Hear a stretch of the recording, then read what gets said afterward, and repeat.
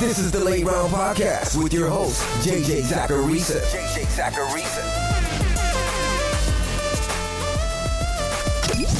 What's up, everyone? It's JJ Zacharisa, the editor-in-chief at FanDuel and at NumberFire.com, and this is episode 500 of the Late Round Podcast, one of many shows that are part of the FanDuel Podcast Network. Thanks for tuning in. Last year's wide receiver class was awesome. It was awesome before the NFL draft even happened. But the class exceeded even those draft day expectations, both in real and fantasy football. If you missed out on that class and need wide receiver help on your dynasty team, then you're in luck, because this class is pretty good too. To help understand this class a little bit better, I sat down and had a chat with my friend Curtis Patrick. Curtis is the owner and CBO of the awesome data-centric site RotoViz. He hosts the Dynasty Command Center podcast, and he's found success in high-stakes leagues. Curtis and I talked about this class versus last year's before digging into some of the higher-end receivers who are about to be drafted just in a couple of weeks. He provides a couple of his favorites outside of the top tiers as well. Now, before getting to that interview, I wanted to send another reminder about the FanDuel Home Run Challenge. It's free to play. All you have to do is draft a team of 3 players, and you'll receive points for each home run that they hit. Compete for a chance to win part of the $10,000 prize pool by heading over to FanDuel and playing the Home Run Challenge for absolutely free. For more details, visit FanDuel.com or download the FanDuel app today. Eligibility restrictions apply. Now let's listen to what Curtis has to say about this year's wide receiver class. So Curtis, we had an awesome wide receiver class last season, as we know, and some people seem to think that this class is almost just as good as last year's class, or at least on par with last year's class. Do you agree with that? Do you think that this class could rival last year's? I absolutely do. Love the wide receivers in the 2021 draft class. We have some athletic freaks. We have some guys with amazing production profiles, and we have, a huge handful of guys that are going to get day 2 or better NFL draft capital. So it makes it really exciting for dynasty rookie drafts. And really, even from a redraft perspective, I think we'll have some impact rookies at the wide receiver position. Certainly the strength of the rookie class in your traditional old school 1 quarterback league. But even in super flex, with as deep as quarterback is this year, I think you still are excited about wide receiver. And it's a position that is going to have you moving around in your rookie draft to get the value. So there seems to be one alpha in this class, or at least the alpha, Ja'Marr Chase. He's almost everyone's wide receiver 1 in the class. I'm assuming that you've got him in that spot as well. But, if you don't, definitely let me know. But how good of a prospect do you think that Ja'Marr Chase is going to end up being? Is he on that Amari Cooper type level? Oh, man, that's a good hodgepodge of questions there, JJ. So Ja'Marr Chase is definitely my wide receiver 1, definitely not unique in that take. When we look at his profile, he has that 30+% dominator rating, breakout age under, 20 and a half, which is something we really look for at RotoViz as part of our process. But you look at his profile, 1,800 yards and 20 touchdowns in the toughest conference in college football when he had, other awesome teammates.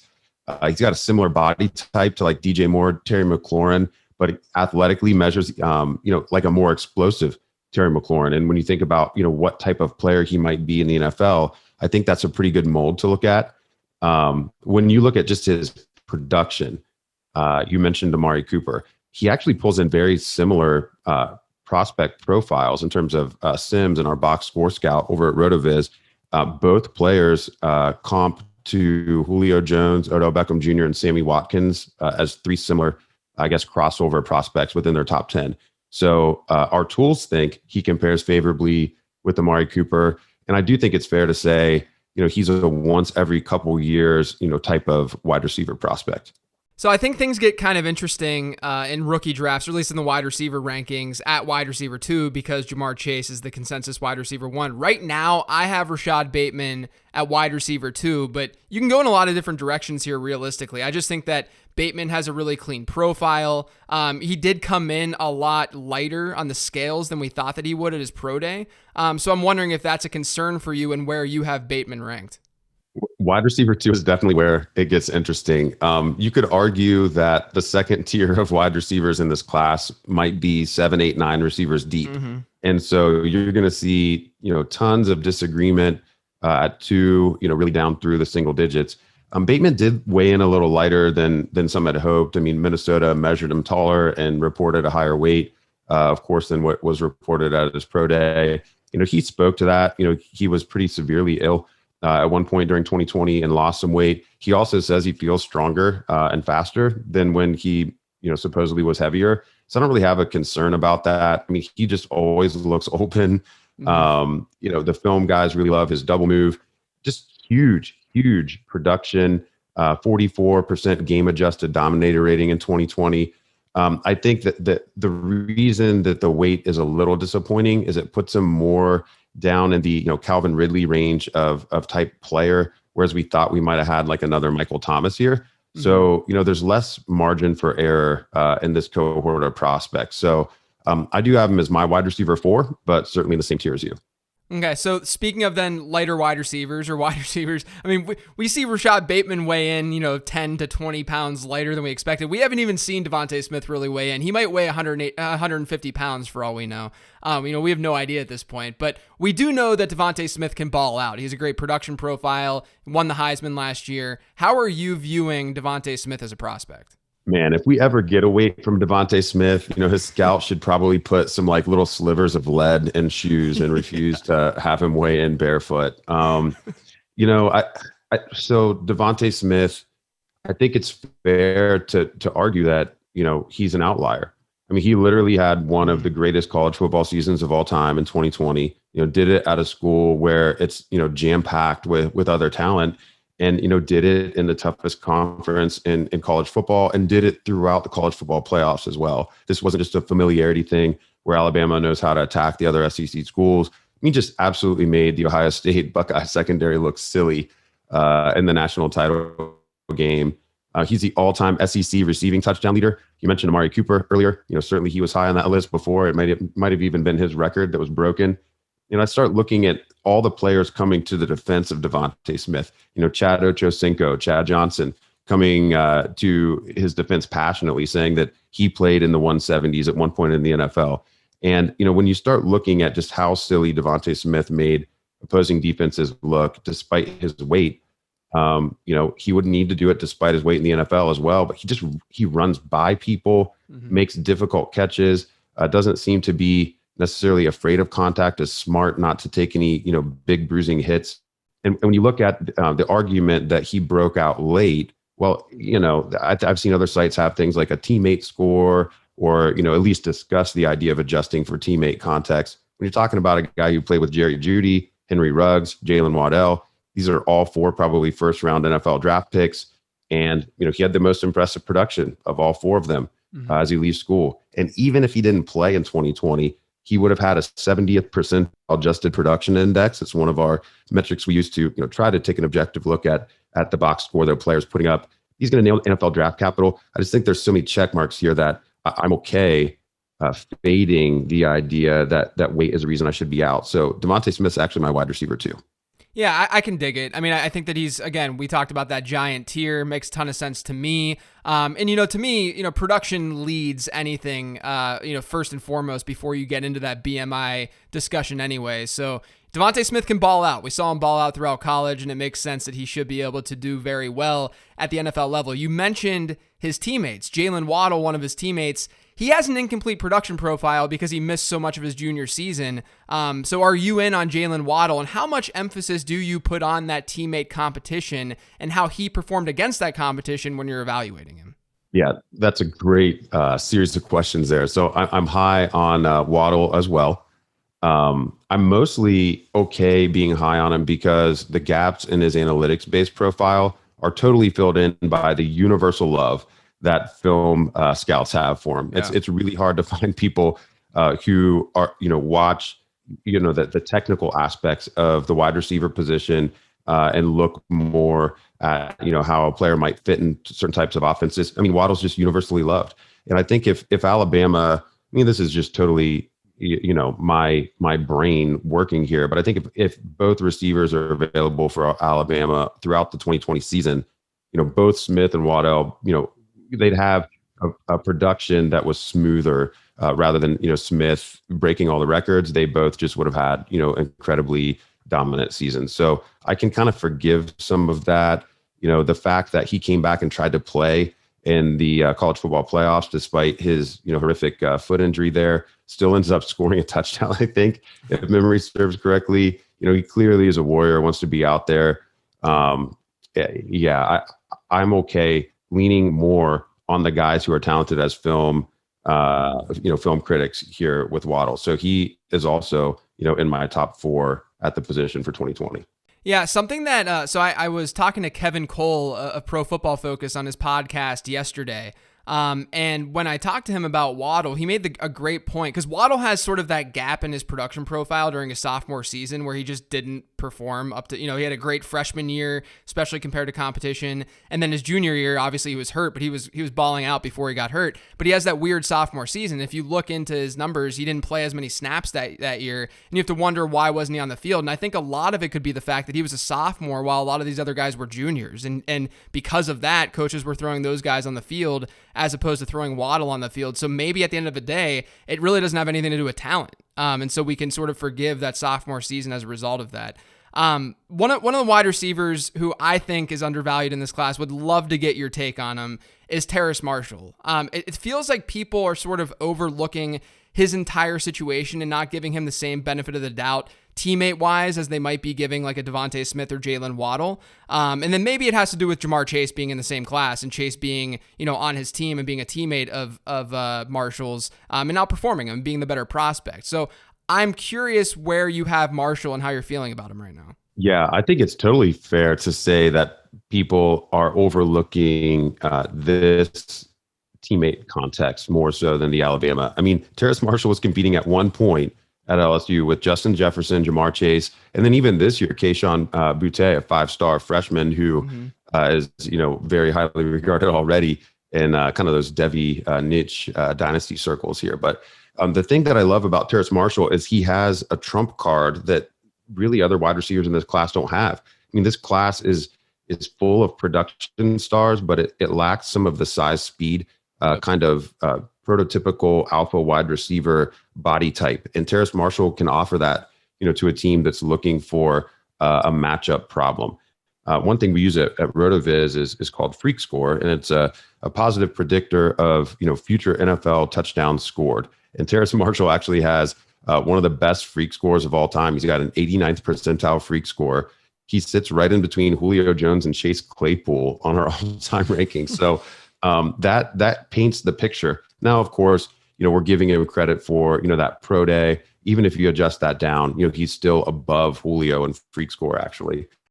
As long as he goes early on day 2 or on day 1, I mean, I think this is somebody who potentially, skyrockets up a lot of, rookie draft rankings, for people who might have been sleeping on him and just filling him in there at the end of their tier.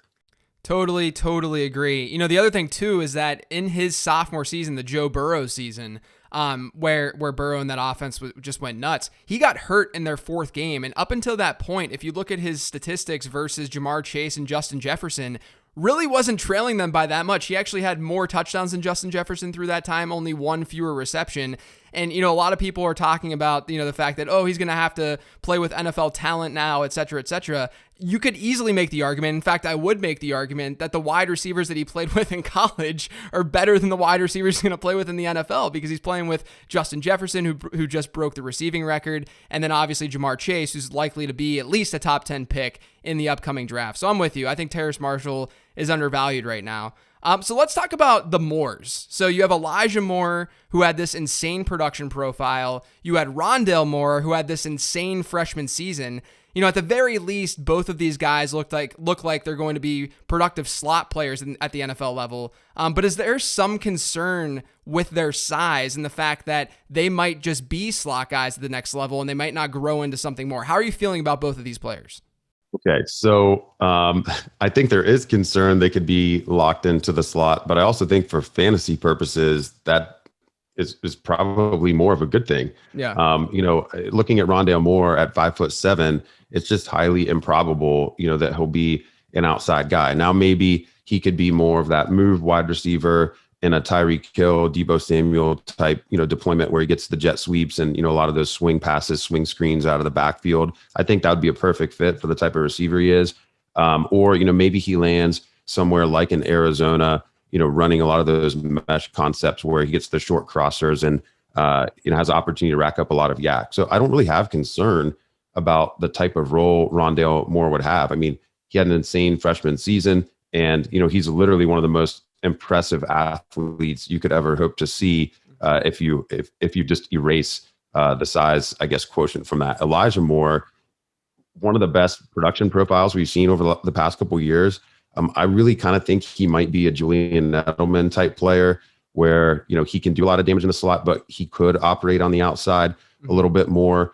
I've seen some people even, compare him to Antonio Brown stylistically. So I would have more hope that Elijah Moore could eventually be a perimeter weapon than Rondale.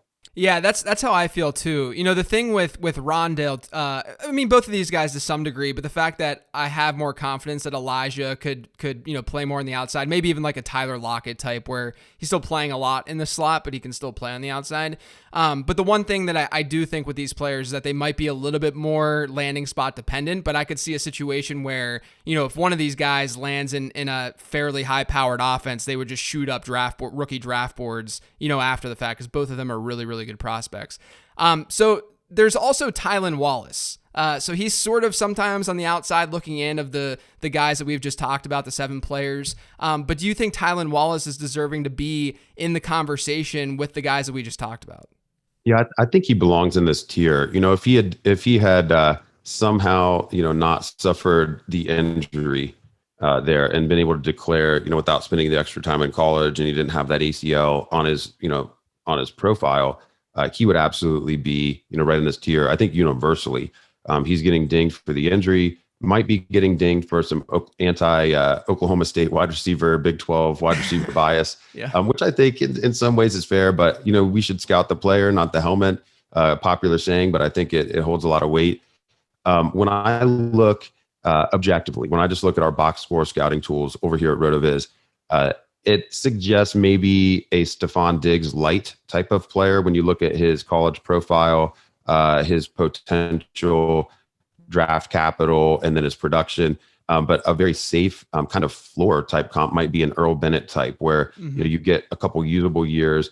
Certainly you don't want to say that Stephon Diggs is the closest comp for any player because that would be an A++ NFL outcome for Tylan Wallace. So I think he's probably undervalued right now. And when I'm sitting in a dynasty rookie draft, right around that 1-2 turn, this is the type of player, I'm trying to move up from the middle or late second to grab before that tier fall off occurs.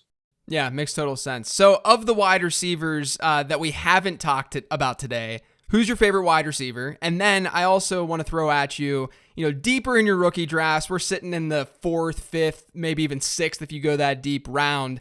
Who's sort of a dart throw wide receiver that you like too? Okay, so my favorite receiver we haven't talked about is actually the last wide receiver that I would include in that big tier 2 that we just ran down. It's Dyami Brown out of North Carolina. Yeah. Love Dyami Brown. So since 2000, if we look just at Power 5 underclassmen, JJ, wide receivers who accumulated at least 50 receptions and managed to average 20 yards per reception on those 50 receptions in a given season. So, one way of looking at this is guys who were able to amass 1,000+ yards while also averaging 20+ yards per reception. Dyami Brown appears twice on that list, but there's only been like 8 different wide receivers who have done it, and they all got draft capital. Here's some of the other names: Will Fuller, James Washington, Mike Evans, Andre Johnson, Lee Evans, and Charles Rogers. And then in this class, it's pretty cool because Dyami Brown did it, Rashad Bateman did it, Jamar Chase did it. This is a list just stocked full of powerhouse prospects. And I think it's a good kind of leading indicator, the type of players that he's showing up with in this type of research query is really exciting. And then for deeper in those rookie drafts, a player from a very small school that plays bigger than his size. I think he's kind of, maybe the Jamison Crowder of the Conference USA, and it's Jalen Darden out of North Texas. Really like what he brings to the table, a little speedster, and we've seen that profile work in the NFL before. Awesome. Yeah, I'm a big Jalen Darden guy too. I think he's a lot of potential at the next level in the slot. But Curtis, thanks so much for hopping on and talking wide receivers with me. I really appreciate the time. For those of you who aren't following Curtis's work, you should definitely go check him out on Twitter at CPatrickNFL. And while you're there, follow me on Twitter at LateRoundQB. Now, as you heard at the top, today was episode 500. That's pretty cool. Before I let you go, I just wanted to thank you. Without all of you listening to this show each week, this show wouldn't exist. Like, it literally would not exist. I can't thank you enough for supporting the show through the years, for sending in such great questions every week, and for pushing me to always try my best to get the best fantasy football information out there. So thanks for these 500. Really, really appreciate it, and I hope the next 500 are just as enjoyable. We've got a mailbag episode on Friday, so I'll talk to you then.